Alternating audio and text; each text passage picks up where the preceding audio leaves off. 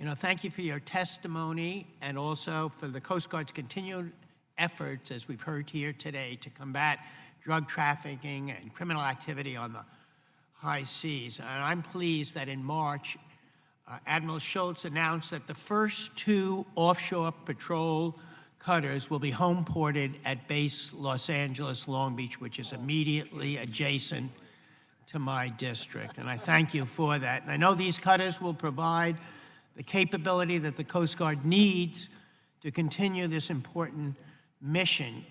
What you've mentioned today, and also in your testimony, you highlight the importance of partnerships with especially with our Central American neighbors to carry out the Coast Guard's drug interdiction mission. As you note, 2/3 of the interdictions in fiscal year 2018 were facilitated by an agreement with our international partners. So I have a question with 2 parts.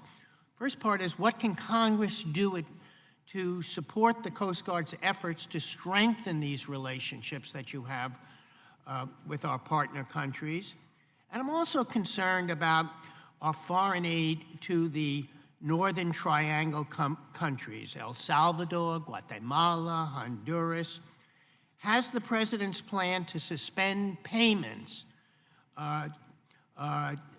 to these countries affected the Coast Guard's ability to build partnerships?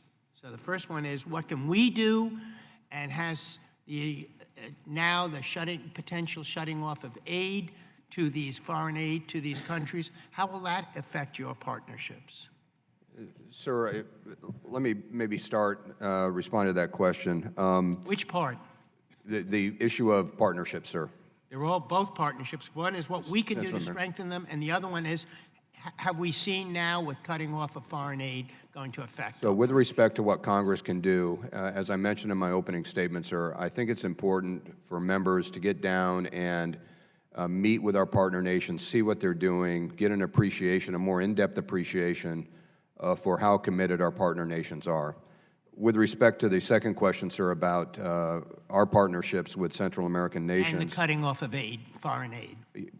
Sir, what I can say is that we maintain strong military-to-military relationships with our South American and Central American partners. I mentioned some of the successes with Costa Rica, the successes with Guatemala. We have a forward operating base in Sotocano in Honduras that's critical for us to do all of our missions in the Southcom AOR, humanitarian assistance, disaster relief, attacking transnational organized crime. We've got a cooperative security location in Comalapa, El Salvador. So our partnerships with the militaries in the region are very, very strong, sir. Thank you. Thank you. I'd like to ask now Admiral Abel, can you tell me how our foreign aid, cutting off of our foreign aid, potentially could impact these partnerships? And what should we do here in Congress? Well, sir, as far as what Congress can do to help these partnerships, the first part of your question, step one would be presence matters in these countries, which means the Coast Guard needs the aircraft, the small boats, the larger ships to do that. Also, the fact that as we recap, we're finding with Costa Rica, excess defense articles, which is a nice way of saying our retired cutters, become a major force multiplier for these countries. So as we recap, we can hand down these assets and the support with that as well, sir. So Steve mentioned the mill-to-mill relationship we have with these countries. That is still very tight, and we still see unity of effort. I just have 1 minute left, so I want you to follow. Have you noticed anything with the President saying that we're going to cut off foreign aid to the Northern Triangle countries? Has that impacted our relationships? And that's to Admiral Abel. Sir, I don't work with these countries on a daily basis. I do not know of any change in our relationship with them. Admiral Poulin certainly is a lot closer with them. Well, I'd like to follow that in the future. Thank you, and I yield back.